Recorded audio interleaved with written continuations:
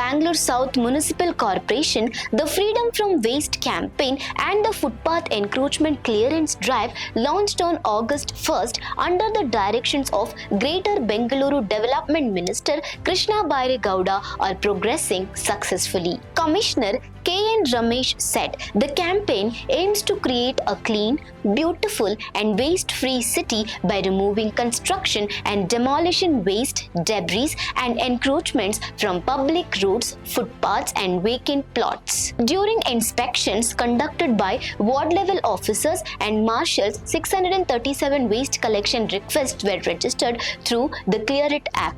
Based on these requests, approximately 2,174 tons of waste across 75 locations were identified and cleared using tippers. After weighing, the total quantity of waste removed was confirmed at 1,476 tons. The corporation has transported all 1,476 tons of constructed waste collected during the drive, with 35 tons sent to Kalabalu in Anikal and the remaining 1,441 tons transported to Vittasandra from disposal. The corporation has also cleared a cumulative 131.46 km of footpath encroachments across its jurisdiction.